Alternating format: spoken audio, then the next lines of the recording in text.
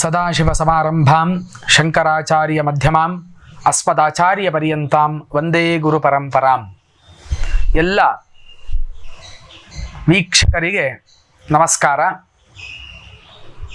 ಹಿಂದಿನ ಸಂಚಿಕೆಗಳಲ್ಲಿ ವಿಷ್ಣು ಸಹಸ್ರನಾಮದ ಬಗ್ಗೆ ಮಾತನಾಡ್ತಾ ವಿಷಯವನ್ನು ಮುಂದುವರಿಸಿಕೊಂಡು ಹೋಗಿದ್ದೆ. ಅದರ ಮಧ್ಯದಲ್ಲಿ ಬೇರೆ ವಿಷಯಗಳು ಕೂಡ ನಾನು ಆಯಾಯ ಸಂದರ್ಭ ಎಲ್ಲಿ ಬರ್ತದೆ ಆ ವಿಷಯಗಳನ್ನು ತೆಗೆದುಕೊಂಡು ನಾನು ಮಾತಾಡ್ತೇನೆ. ಈಗ ಮೊನ್ನೆ ಗ್ರಹಣದ ಬಗ್ಗೆ ಒಂದು ಎಪಿಸೋಡನ್ನು ನಾವು ಮಾಡಿದ್ವಿ. ಹೀಗೆ ಅಲ್ಲಿ ವಿಷ್ಣು ಸಹಸ್ರನಾಮದ್ದು ನಿಂತು ಹೋಗಿತ್ತು. ಇವತ್ತು ಅದನ್ನು ಸ್ವಲ್ಪ ಮುಂದುವರಿಸುವಂತಹ ಒಂದು ಪ್ರಯತ್ನವನ್ನು ಮಾಡ್ತೇನೆ. ಅದರ ಜೊತೆಯಲ್ಲಿ ಒಂದು ಭಕ್ತಿಯ ಮಹಾತ್ಮೆ ಅದನ್ನು ಕೂಡ ತೆಗೆದುಕೊಂಡು ಒಂದಷ್ಟು ವಿಚಾರಗಳನ್ನು ನಿಮ್ಮ ಮುಂದೆ ಉಪಸ್ಥಾಪಿಸಲು ನಾನು ಸಂತೋಷ ಪಡ್ತಾ ಇದ್ದೇನೆ. ಒಂದಷ್ಟು ಜನ ಹೇಳಿದರು ವಿಷ್ಣು ಸಹಸ್ರನಾಮದ ಒಂದೊಂದು ಪದಶಃ ಅರ್ಥವನ್ನು ಹೇಳಿ ಅಂತ ಹೇಳಿದರು. ಈಗ ವಿಶ್ವಂ ವಿಷ್ಣು ವಷಡ್ಕಾರ ಭೂತಭವ್ಯ ಭವತ್ಪ್ರಭು ಹೀಗೆ. ಆದರೆ ಹಾಗೆ 1000 ನಾಮದ ಅರ್ಥವನ್ನು ಹೇಳ್ತಾ ಹೋದರೆ ಅದು ಸ್ವಲ್ಪ ನೀರಸವಾಗಬಹುದು ಎಂಬಂತಹ ಉದ್ದೇಶದಿಂದ ನಾನು ಇಡೀ ಒಂದು ಸಾರಾಂಶವನ್ನು, ತಾತ್ಪರ್ಯ ಅಂತ ಹೇಳ್ತೇವೆ ಶಾಸ್ತ್ರದಲ್ಲಿ, ಆ ತಾತ್ಪರ್ಯವನ್ನು ತಿಳಿಸುವಂತಹ ಪ್ರಯತ್ನವನ್ನು ಮಾಡ್ತಾ ಇದ್ದೇನೆ. ಯಾತಕ್ಕೋಸ್ಕರವಾಗಿ ವಿಷ್ಣು ಸಹಸ್ರನಾಮ ಆವಿರ್ಭವಿಸಿದೆ, ಅದರಿಂದ ಏನನ್ನೆಲ್ಲ ನಾವು ಪಡ್ಕೊಳ್ಳಿಕ್ಕೆ ಸಾಧ್ಯ, ಅದರ ಮಹಾತ್ಮೆ ಏನು ಅಂತ ಹೇಳುವಂಥದ್ದನ್ನು ಹೇಳ್ತಾ ಅದರ ಜೊತೆಯಲ್ಲಿ ಒಂದಷ್ಟು ಪದಗಳ ಅರ್ಥವನ್ನು ಕೂಡ ತಿಳಿಸಲು ನಾನು ತುಂಬ ಸಂತೋಷ ಪಡ್ತೇನೆ, ಪ್ರಯತ್ನವನ್ನು ಕೂಡ ಮಾಡ್ತಾ ಇದ್ದೇನೆ. ಹಿಂದೆ ಹೇಳಿದರು ವಿಷ್ಣು ಸಹಸ್ರನಾಮವನ್ನು ಪಠನೆ ಮಾಡಬೇಕು, ಅದರ ಫಲಗಳನ್ನು ಸಾಮಾನ್ಯವಾಗಿ ಹೇಳ್ತಾ ಹೋದರು. ಆದರೆ ಇನ್ನೊಂದು ಕಡೆ ಹೇಳ್ತಾರೆ ಏನು ಅಂತ ಕೇಳಿದರೆ ಅಲ್ಲಿಯೇ ಆ ಫಲಶ್ರುತಿ ಅಂತ ಹೇಳುವಂತಹ ಭಾಗದಲ್ಲಿ ವಿಷ್ಣು ಸಹಸ್ರನಾಮವನ್ನು ಪಠಿಸಿದರೆ ಅಥವಾ ಶ್ರವಣವನ್ನು ಮಾಡಿದರೆ ಏನೇನು ಫಲಗಳು ಅಂತ 4 ವರ್ಣದವರಿಗೂ ಕೂಡ, ಖಾಲಿ 1 ವರ್ಣದವರನ್ನು ಮಾತ್ರ ಉದ್ದೇಶವಾಗಿಟ್ಟುಕೊಂಡು ಹೇಳಲಿಲ್ಲ, ಎಲ್ಲರನ್ನೂ ಕೂಡ ಗಮನದಲ್ಲಿ ಇಟ್ಟುಕೊಂಡು ಅದಕ್ಕೆ ಫಲವನ್ನು ಕೂಡ ಕೊನೆಯಲ್ಲಿ ಹೇಳಿದ್ದಾರೆ. ಅಲ್ಲಿ ಹೇಳ್ತಾರೆ, ವೇದಾಂತಗೋ ಬ್ರಾಹ್ಮಣ ಸ್ಯಾತ್, ಕ್ಷತ್ರಿಯೋ ವಿಜಯೀ ಭವೇತ್, ವೈಶ್ಯೋ ಧನ ಸಮೃದ್ಧ ಸ್ಯಾತ್, ಶೂದ್ರ ಸುಖಮವಾಪ್ನುಯಾತ್ ಅಂತ ಹೇಳಿದರು. ಬ್ರಾಹ್ಮಣನಾದವನು ವಿಷ್ಣು ಸಹಸ್ರನಾಮವನ್ನು ಪಠಿಸಿದರೆ ಭಕ್ತಿಯಿಂದ, ವೇದಾಂತಕಃ ಅವನು ವೇದಾಂತದಲ್ಲಿ ಆಸಕ್ತಿ ಉಳ್ಳವನಾಗ್ತಾನೆ. ಮುಖ್ಯವಾಗಿ ಬ್ರಾಹ್ಮಣ ಶಬ್ದದ ಅರ್ಥ ಏನು?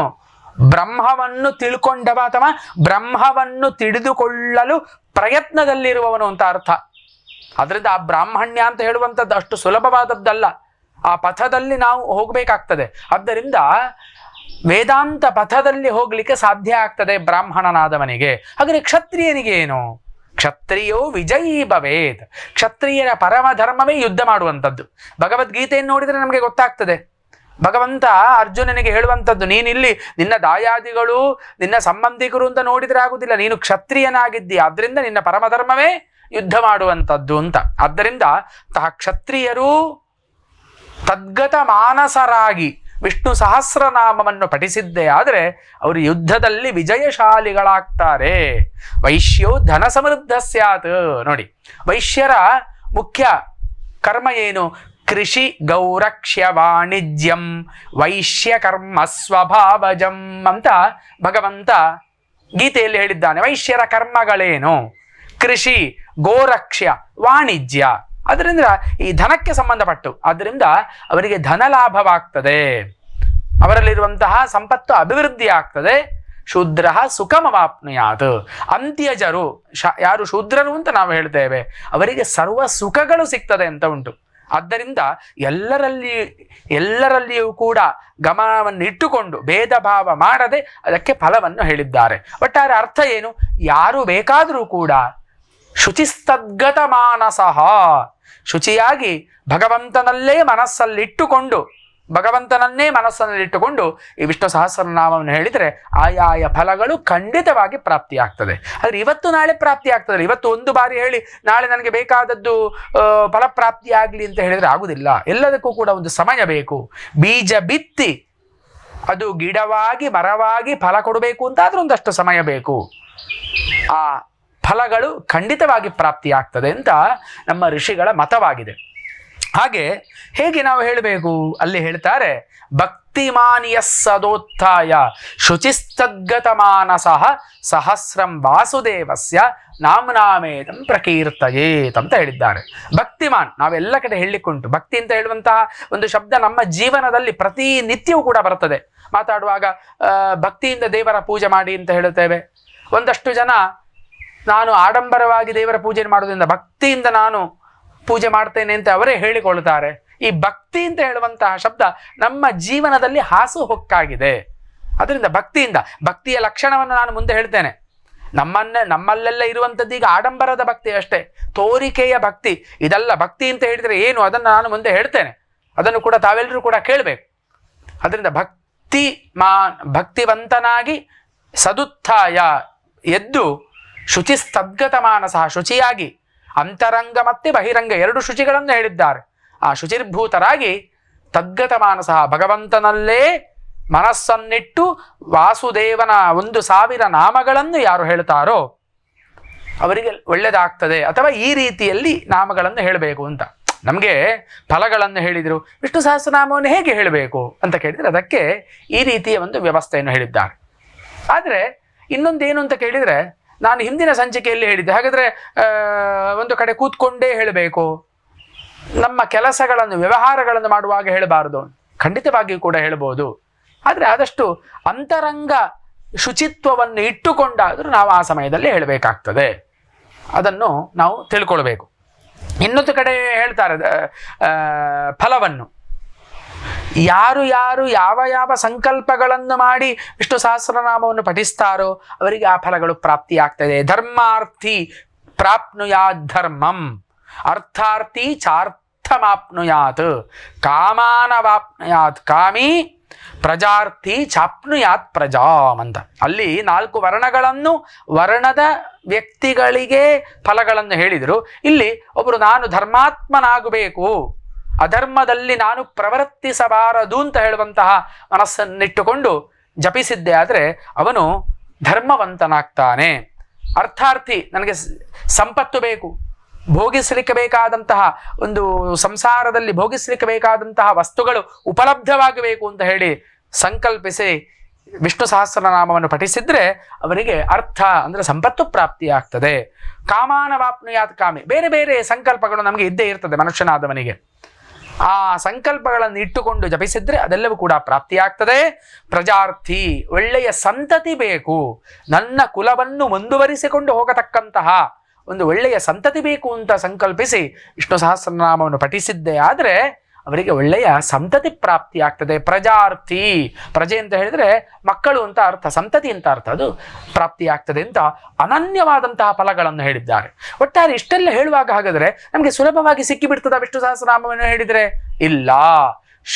ಭಕ್ತಿಮಾನ್, ಭಕ್ತಿಯಿಂದ ಭಗವಂತನನ್ನು ನಾವು ಸ್ಮರಿಸಬೇಕು, ಅವನ ನಾಮಗಳನ್ನು ಹೇಳಬೇಕು. ಅದು ಬಹಳ ಮುಖ್ಯವಾದದ್ದು. ನಮಗೆ ಮತ್ತೆ ಭಗವಂತನಿಗೆ ಸೇತುವೆ ಯಾವುದು ಅಂತ ಕೇಳಿದರೆ ಒಂದು ಸ್ತೋತ್ರಗಳು, ಇನ್ನೊಂದು ಭಕ್ತಿ. ಭಕ್ತಿಯಿಂದ ನಾವು ಅವನಿಗೆ ಹತ್ತಿರ ಹೋಗ್ಲಿಕ್ಕೆ ಆಗ್ತದೆ. ಇದನ್ನು ನಾವು ಗೀತೆಯಲ್ಲಿ ನೋಡ್ಬೋದು. ಭಗವಂತ ಎಷ್ಟು ಕಡೆ ಹೇಳಿದ್ದಾನೆ ನೋಡಿ. ಭಕ್ತ್ಯಾ ತ್ವನನ್ಯಯಾ ಶಕ್ಯ ಅಹಮೇವಂ ವಿಧೋರ್ಜುನ ಅಂತ ಹೇಳಿದ್ದ. ಅಲ್ಲಿ ಭಕ್ತಿಯಿಂದ ನನ್ನನ್ನು ತಿಳ್ಕೊಳ್ಳಿಕ್ಕೆ ಸಾಧ್ಯ, ನನ್ನ ಹತ್ರ ಬರಲಿಕ್ಕೆ ಸಾಧ್ಯ ಅಂತ ಭಗವಂತ ಅರ್ಜುನನಿಗೆ ಹೇಳ್ತಾ ಇದ್ದಾನೆ. ಅಲ್ಲಿ ಅರ್ಜುನನಿಗೆ ಮಾತ್ರ ಅಂತ ಅರ್ಥ ಅಲ್ಲ, ಎಲ್ಲರಿಗೂ ಕೂಡ. ಅದನ್ನು ಎಲ್ಲರೂ ಕೂಡ ನಾವು ಅಳವಡಿಸಿಕೊಳ್ಬೇಕು. ಅನನ್ಯಚೇತಾ ಸತತಂ ಯೋ ಮಾಂ ಸ್ಮರತೆ ನಿತ್ಯಶಃ. ಯಾರು ಭಕ್ತಿಯಿಂದ ಅನನ್ಯವಾಗಿ ನನ್ನನ್ನು ಸ್ತುತಿಸ್ತಾರೋ ಅವರಿಗೆ ನಾನು ಹತ್ತಿರದವನಾಗ್ತೇನೆ ಅಂತ ಹೇಳ್ತಾ ಇದ್ದಾನೆ. ಮನ್ಮನಾಭವ ಮದ್ಭಕ್ತೋ ಮದ್ಯಾಜೀಮಾನ್ ನಮಸ್ಕುರು. ನನ್ನ ಸ್ತೋತ್ರವನ್ನು ಮಾಡು, ನನ್ನ ಕುರಿತಾಗಿ ಯಜನವನ್ನು ಮಾಡು, ನನ್ನ ಭಕ್ತನಾಗು, ಮದ್ಭಕ್ತ. ಹೀಗೆ ಅದಲ್ಲದೆ ಸಮೋಹಂ ಸರ್ವಭೂತೇಷು ನಮೇ ದ್ವೇಷ್ಯೋಸ್ತಿ ನ ಪ್ರಿಯ ಅಂತ ಹೇಳಿದ್ದಾನೆ. ನನಗೆ ಯಾರು ಆಪ್ತರು, ಪ್ರಿಯರಾದವರು ಅಂತ ಇಲ್ಲ, ಯಾರು ದ್ವೇಷಿಗಳು ಅಂತ ಇಲ್ಲ, ನನಗೆ ಅವರು ಆಗುವುದಿಲ್ಲ ಅಂತ ಇಲ್ಲ, ಎಲ್ಲರೂ ಕೂಡ ನನಗೆ ಸಮಾನರು. ಆದರೆ ನಾನು ನನ್ನ ಭಕ್ತನನ್ನು ತುಂಬ ಪ್ರೀತಿಸ್ತೇನೆ. ಮಯಿತೇ ತೇಷು ಚಾಪ್ಯಹಂ, ನಾನು ಭಕ್ತನಲ್ಲಿದ್ದೇನೆ, ಭಕ್ತನು ನನ್ನಲ್ಲಿದ್ದಾನೆ. ಅಪಿ ಚೇತ್ಸು ದುರಾಚಾರೋ, ಯಜತೆ ಮಾಮನನ್ಯ ಭಾಕ್ ಸಾಧುರೇವ ಸಮಂತವ್ಯ ಸಮ್ಯಗ್ ವ್ಯವಸೀತೋ ಹಿ ಸಹ ಅಂತ ಹೇಳಿದ್ದಾನೆ. ಒಬ್ಬ ದುರಾಚಾರ, ತುಂಬ ಕೆಟ್ಟ ಕೆಲಸ ಮಾಡ್ತಾ ಇದ್ದಾನೆ, ನಮಗೆ ಕಾಣಲಿಕ್ಕೆ ಅವನು ತುಂಬ ಕೆಟ್ಟ ಕೆಲಸ ಮಾಡ್ತಾನೆ, ಇನ್ನೊಬ್ಬರಿಗೆ ತೊಂದರೆ ಕೊಡುವುದು ಅಥವಾ ಇನ್ನೊಬ್ಬರಿಗೆ ಬೈಯುವಂಥದ್ದು, ಹೀಗೆಲ್ಲ ಮಾಡ್ತಾ ಇದ್ರು ಕೂಡ ಅವನು ನನ್ನ ಅನನ್ಯವಾದಂತಹ ಭಕ್ತನಾಗಿದ್ದಾನೆ ಅಂತ ಆದರೆ ನಾನು ಅವನಲ್ಲಿಯೂ ಕೂಡ ಇರ್ತೇನೆ. ಆದರೆ ಮುಂದೆ ಒಂದು ದಿವಸ ಅವನು ಸರಿ ಆಗ್ತಾನೆ, ಅವನನ್ನು ನಾವು ಹೀಯಾಡಿಸಬಾರದು ಅಂತ ಭಗವಂತ ಹೇಳ್ತಾ ಇದ್ದಾನೆ. ನಮಗೆ ಒಂದಷ್ಟು ಜನ ಪ್ರಪಂಚದಲ್ಲಿ ತುಂಬ ದುಷ್ಟರಾಗಿ ಕಾಣ್ತಾರೆ, ಆದರೆ ಒಳಗಿನಿಂದ ಅವರು ಭಗವಂತನನ್ನು ಅಷ್ಟು ಭಕ್ತಿಯಿಂದ ಪೂಜಿಸ್ತಾರೆ. ಹೊರಗಿನ ಅವರ ಒಂದು ವ್ಯವಸ್ಥೆ ಆ ರೀತಿಯಲ್ಲಿ ಇರ್ತದೆ, ಅವರ ಕಾರ್ಯಗಳು, ಆದರೆ ಒಳಗಿನಿಂದ ಶುದ್ಧರಾಗಿರ್ತಾರೆ. ಒಂದಷ್ಟು ಜನ ಹೇಗೆ ಒಳಗಿನಿಂದ ಕೆಟ್ಟ ಭಾವನೆಗಳನ್ನು ಇಟ್ಟುಕೊಂಡು ಹೊರಗಿನಿಂದ ಮಾತ್ರ ತೋರ್ಪಡಿಗೆಗೆ ಮಾತ್ರ ಬಹಳ ನೋಡುವಾಗ ಇವನು ಭಾರಿ ಒಂದು ಸಾಚ ಅಂತ ಹೇಳಿಸ್ಬೇಕು, ಅಂತಹ ವ್ಯವಸ್ಥೆಯವರನ್ನು ಕೂಡ ಹೆಚ್ಚಾಗಿ ನಾವು ಸಮಾಜದಲ್ಲಿ ಕಾಣ್ತಾ ಇದ್ದೇವೆ, ಗೊತ್ತಾಯ್ತು. ಆದ್ರಿಂದ ಒಬ್ಬ ದುರಾಚಾರಿ ಅಂತ ನಾವು ಅವನನ್ನು ದೂರ ಮಾಡಲಿಕ್ಕಿಲ್ಲ, ಅವನಿಗೂ ಕೂಡ ಭಗವಂತ ಅನುಗ್ರಹ ಮಾಡ್ತೇನೆ ಅಂತ ಹೇಳಿದ್ದಾನೆ. ಆದ್ದರಿಂದ ಇದೆಲ್ಲ ಯಾಕೆ ಹೇಳಿದ್ದು, ಒಂದು ಭಕ್ತಿ ಅಂತ ಹೇಳುವಂತಹ ವಿಚಾರದ ಬಗ್ಗೆ ಸಾಕ್ಷಾತ್ ಕೃಷ್ಣನೇ ಗೀತೆಯಲ್ಲಿ ಯಾವ ಯಾವ ರೀತಿಯಲ್ಲಿ ಹೇಳಿದ್ದಾನೆ ಅಂತ ಒಂದಷ್ಟು ಶ್ಲೋಕಗಳನ್ನು ನಾನು ಉದ್ಧರಿಸಿದ್ದೇನೆ ಅಷ್ಟೇ. ಹೀಗೆ ತುಂಬ ಶ್ಲೋಕಗಳು ನಮಗೆ ನೋಡಲಿಕ್ಕೆ ಸಿಗ್ತದೆ. ಅದರಿಂದ ಈ ಭಕ್ತಿ ಅಂತ ಹೇಳಿದರೆ ಏನು ಹಾಗಾದರೆ, ಬಹಳ ಒಂದು ಮುಖ್ಯವಾದಂತಹ ವಿಚಾರ. ನಮ್ಮ ಒಂದು ಆಲೋಚನೆಯಲ್ಲಿ ದೇವರ ಎದುರಿಗೆ ಕೈ ಮುಗಿದು ಕಣ್ಣು ಮುಚ್ಚಿ ನಿಂತ ಕೂಡಲೇ ಅಯ್ಯೋ ಭಾರಿ ಭಕ್ತಿಯಿಂದ ಪ್ರಾರ್ಥನೆ ಮಾಡ್ತಾ ಇದ್ದಾನೆ ಅಂತ ಎಣಿಸ್ತೇವೆ. ಅಲ್ಲ, ಭಕ್ತಿಯಿಂದ ಪ್ರಾರ್ಥನೆ ಮಾಡುವುದಲ್ಲ, ಭಗವಂತನನ್ನು ಹೋಗಿ ಅವನ ಎದುರು ನಿಂತ ಕೂಡಲೇ ಇಷ್ಟು ದೊಡ್ಡ ಲೀಸ್ಟ್ ಹಿಡ್ಕೊಂಡು ನನಗೆ ಮನೆ ಆಗಬೇಕು, ನನಗೆ ಮಕ್ಕಳಾಗಬೇಕು, ನನಗೆ ಒಳ್ಳೆಯ ಆರೋಗ್ಯ ಸಿಗಬೇಕು ಅಂತ ಕೇಳುವಂಥದ್ದಲ್ಲ. ಏನು ಹಾಗಾದ್ರೆ ಭಕ್ತಿ ಅಂತ ಹೇಳಿದರೆ, ಭಕ್ತಿ ಅಂತ ಹೇಳಿದರೆ ಪರಮಾತ್ಮನಲ್ಲಿರಿಸತಕ್ಕಂತಹ ಏಕಾಕಾರದ ಚಿತ್ತವೃತ್ತಿ, ಇದನ್ನು ಭಕ್ತಿ ಅಂತ ಹೇಳ್ತೇವೆ. ಏಕಾಕಾರದ, ಅಲ್ಲಿ ಮಧ್ಯದಲ್ಲಿ ಎಲ್ಲಿಯೂ ಕೂಡ ಅದು ವಿಭಾಗ ಆಗ್ಲಿಕ್ಕಿಲ್ಲ, ಅಂತಹ ಏಕಾಕಾರದ ತೈಲಧಾರಾವತ್ ಪ್ರವಾಹ ಅಂತ ಹೇಳ್ತಾರೆ. ತೈಲದ ಧಾರೆಯ ಹಾಗೆ ಸತತವಾಗಿ ಹರಿಯುವಂಥದ್ದೇನಿದೆ ಅದನ್ನು ಭಕ್ತಿ ಅಂತ ಕೇಳ್ತೇವೆ. ಅದು ಎಲ್ಲಿ ಹರಿಬೇಕು, ಭಗವಂತನ ದಿವ್ಯ ಪಾದಾರವಿಂದದ ಕಡೆಗೆ ಹರಿಬೇಕು. ಇದನ್ನು ಅನನ್ಯ ಭಕ್ತಿ ಅಂತ ಹೇಳ್ತಾರೆ. ಶಂಕರಾಚಾರ್ಯರು ಕೂಡ ಅನನ್ಯ ಭಕ್ತಿ ಅಂತ ಹೇಳುವಂಥದ್ರ ಬಗ್ಗೆ ಗೀತಾ ಭಾಷ್ಯ ಬರೆಯುವಾಗ ಅದಕ್ಕೆಲ್ಲ ತುಂಬ ಉದಾಹರಣೆಗಳನ್ನೆಲ್ಲ ಕೊಟ್ಟಿದ್ದಾರೆ. ಅದು ಹೇಳ್ತಾ ಹೋದರೆ ಉದ್ದಾಗ್ತದೆ. ಆದ್ರಿಂದ ಪರಮಾತ್ಮನಲ್ಲಿ ಇಟ್ಟಿರತಕ್ಕಂತಹ ಏಕಾಕಾರದ ಚಿತ್ತವೃತ್ತಿಯನ್ನು ನಾವು ಭಕ್ತಿ ಅಂತ ಕರಿಬಹುದು. ಇದಕ್ಕೆ ಒಂದು ಸುಂದರವಾದಂತಹ ಶ್ಲೋಕ ಉಂಟು. ಆ ಶ್ಲೋಕ ಬಹಳ ಅದ್ಭುತವಾದದ್ದು. ಜಗದ್ಗುರು ಶಂಕರಾಚಾರ್ಯರು ಶಿವಾನಂದ ಲಹರಿ ಅಂತ ಹೇಳುವಂತಹ ಒಂದು ಸ್ತೋತ್ರವನ್ನು ರಚಿಸಿದ್ದಾರೆ. ಸೌಂದರ್ಯ ಲಹರಿ ಮತ್ತು ಶಿವಾನಂದ ಲಹರಿ ಅಂತ. ಈ ಶಿವಾನಂದ ಲಹರಿಯಲ್ಲಿ ಒಂದು ಕಡೆ ಭಕ್ತಿ ಅಂತ ಹೇಳಿದರೆ ಏನು ಅಂತ ಆಚಾರ್ಯ ಶಂಕರರು ತೋರಿಸಿಕೊಟ್ಟಿದ್ದಾರೆ. ಅಂಕೋಲಂ ನಿಜ ಬೀಜ ಸಂತತಿರಯಸ್ಕಾಂತೋಪಲಂ ಸೂಚಿಕಾ ಸಾಧ್ವಿ ನೈಜ ವಿಭುಂ ಲತಾ ಕ್ಷಿತಿರುಹಂ ಸಿಂಧು ಸರಿದ್ವಲ್ಲಭಂ ಪ್ರಾಪ್ನೋತೀಹ ಯಥಾ ತಥಾ ಪಶುಪತೆ ಪಾದಾರವಿಂದದ್ವಯಂ ಚೇತೋ ವೃತ್ತಿ ರೂಪೇತ್ಯ ತಿಷ್ಠತಿ ಸದಾ ಸಾ ಭಕ್ತಿರಿತ್ಯುಚ್ಯತೆ ಅಂತ ಹೇಳಿದರು. ಅನುಪಮವಾದಂತಹ ಶ್ಲೋಕ ಇದು. ಭಕ್ತಿ ಅಂತ ಹೇಳಿದರೆ ಏನು ಅಂತ ಆಚಾರ್ಯರು ಹೇಳ್ತಾ ಇದ್ದಾರೆ. ಈಗ ಅಂಕೋಲ ಅಂತ ಹೇಳುವಂತಹ ಒಂದು ವೃಕ್ಷದ ಬೀಜ, ಅದು ಅದೇ ಮರವನ್ನು, ಅಂಕೋಲದ ಬೀಜವನ್ನು ಬಿತ್ತಿದ್ರೆ ಅದೇ ಮರ ಆಗ್ತದೆ, ಬೇರೆ ಯಾವುದೋ ಮರ ಆಗುವುದಿಲ್ಲ. ಹಾಗೆ ಸೂಜಿಯು ಸೂಜಿಗಲ್ಲನ್ನು ಆಶ್ರಯಿಸ್ತದೆ. ಪತಿವ್ರತೆಯು ತನ್ನ ವಲ್ಲಭನನ್ನು ಆಶ್ರಯಿಸಿಕೊಂಡು ಹೋಗ್ತಾಳೆ. ಬಳ್ಳಿಯು ಮರವನ್ನು ಆಶ್ರಯಿಸಿಕೊಂಡು ಹೋಗ್ತದೆ. ಹಾಗೆ ನದಿಯು ಕೊನೆಗೆ ಸಾಗರವನ್ನು ಆಶ್ರಯಿಸಿಕೊಂಡು ಹೋಗ್ತದೆ. ಹೀಗೆ ನಮ್ಮ ಚಿತ್ತವೃತ್ತಿಯು ಸದಾ ಭಗವಂತನ ಪದ ಕಮಲಗಳಲ್ಲಿ ಏನು ಕರಗಿ ಹೋದರೆ ಅದನ್ನೇ ಚೇತೋ ವೃತ್ತಿ ರೂಪೇತ್ಯ ತಿಷ್ಠತಿ ಸದಾ ಸಾ ಉಚ್ಯತೆ, ಅದನ್ನು ಭಕ್ತಿ ಅಂತ ಹೇಳ್ತೇವೆ.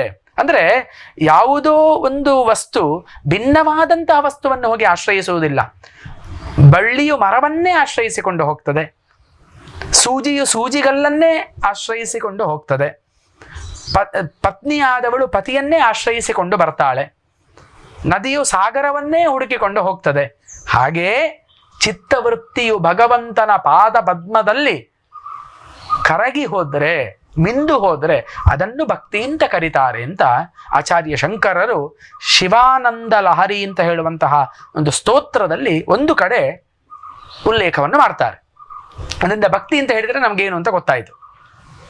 ಅದು ನಿಷ್ಕಲ್ಮಶವಾದಂತಹ ಭಕ್ತಿ ಇರಬೇಕು. ತೋರ್ಪಡಿಕೆಯ ಭಕ್ತಿ ಪ್ರಯೋಜನ ಇಲ್ಲ, 4 ಜನರಿಗೆ ಅದು ಕಾಣಬಹುದು, ಆದರೆ ಅದರಿಂದ ನಮಗೆ ಖಂಡಿತವಾಗಿಯೂ ಕೂಡ ಭಗವಂತನ ಅನುಗ್ರಹ ಪ್ರಾಪ್ತಿಯಾಗುವುದಿಲ್ಲ. ಯಾಕೆ? ಭಗವಂತ ಇರುವುದೇ ನಮಗೆ ಅನುಗ್ರಹ ಮಾಡಲಿಕ್ಕೋಸ್ಕರವಾಗಿ. ಅವನನ್ನು ಭಕ್ತ ಪರಿತ್ರಾಣ ಅಂತ ಕರಿತೇವೆ, ಭಕ್ತ ವತ್ಸಲ, ಭಕ್ತ ರಕ್ಷಕ ಎಂಬುದಾಗಿ ಬೇರೆ ಬೇರೆ ಹೆಸರುಗಳಿಂದ ನಾವು ಕರಿತೇವೆ. ಅವನಿರುವುದೇ ನಮಗೆ ಅನುಗ್ರಹ ಮಾಡಲಿಕ್ಕೆ, ನಮ್ಮನ್ನು ರಕ್ಷಿಸಲಿಕ್ಕೆ. ಆದ್ದರಿಂದ ಭಕ್ತಿಯ ಮೂಲಕವಾಗಿ ಭಗವಂತನನ್ನು ಅರ್ಚಿಸಬೇಕು ಅಂತ ಹೇಳುವಂಥದ್ದು ಇದರ ತಾತ್ಪರ್ಯ.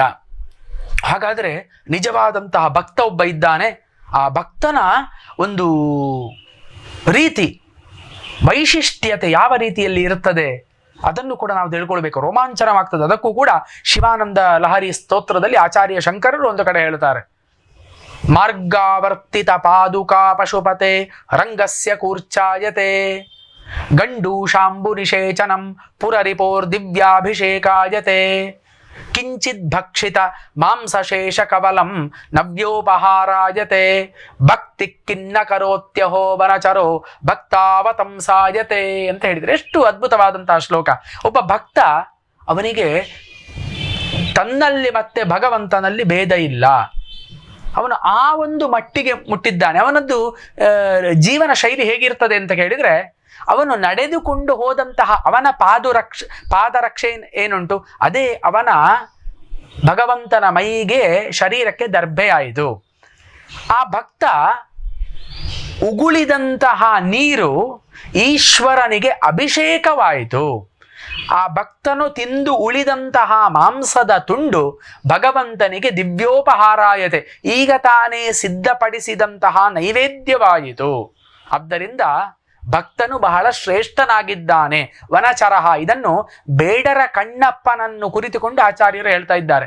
ಅವನು ಅತಿ ನಿಕೃಷ್ಟವಾದಂತಹ ಜಾತಿಯಲ್ಲಿ, ನೋಡಿ ಇಲ್ಲಿ ಭಗವಂತನ ಅನುಗ್ರಹಕ್ಕೆ ಜಾತಿ ಕುಲ ಗೋತ್ರ ಇಲ್ಲ ಅಂತ ಹೇಳುವಂಥದ್ದಕ್ಕೆ ಇದೇ ಶ್ಲೋಕ ನಮಗೆ ಸಾಕ್ಷಿ.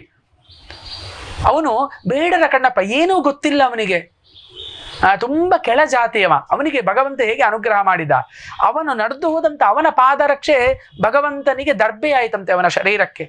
ಅವನು ಉಗುಳಿದಂತಹ ನೀರು, ನೋಡಿ ನಾವು ಎಂಜಿಲು ಅಂತ ಹೇಳ್ತೇವೆ, ಅದು ದೇವರಿಗೆ ಅಭಿಷೇಕವಾಯಿತು. ಅವನು ತಿಂದುಳಿದಂತಹ ಮಾಂಸದ ತುಂಡು ಈಶ್ವರನಿಗೆ ಆಗತಾನೆ ಸಿದ್ಧಪಡಿಸಿದಂತಹ ನೈವೇದ್ಯವಾಯಿತು. ಅದರಿಂದ ಆ ಭಕ್ತನ ಒಂದು ಸ್ಥಿತಿ, ನಿಜವಾದಂತಹ ಭಕ್ತನಾದವನು ಯಾವ ರೀತಿಯಲ್ಲಿ ಇರ್ತಾನೆ ಅಂತ ಹೇಳುವಂಥದ್ದಕ್ಕೆ ನಮಗೆ ಈ ಶ್ಲೋಕವೇ ಸಾಕ್ಷೀಭೂತವಾಗಿದೆ. ಆದ್ದರಿಂದ ನಾವು ಇಂತಹ ಭಕ್ತರಾಗಬೇಕೇ ವಿನಃ ತೋರ್ಪಡಿಕೆಯ ಭಕ್ತರಾಗಬಾರದು ಅಂತ ಹೇಳುವಂಥದ್ದು ಆಚಾರ್ಯ ಶಂಕರರ ಆಶಯ ಎಂಬುದಾಗಿ ಹೇಳ್ತಾ 4 ಮಾತುಗಳನ್ನು ಕೃಷ್ಣಾರ್ಪಣಮಸ್ತು ಅಂತ ಮುಗಿಸ್ತೇನೆ.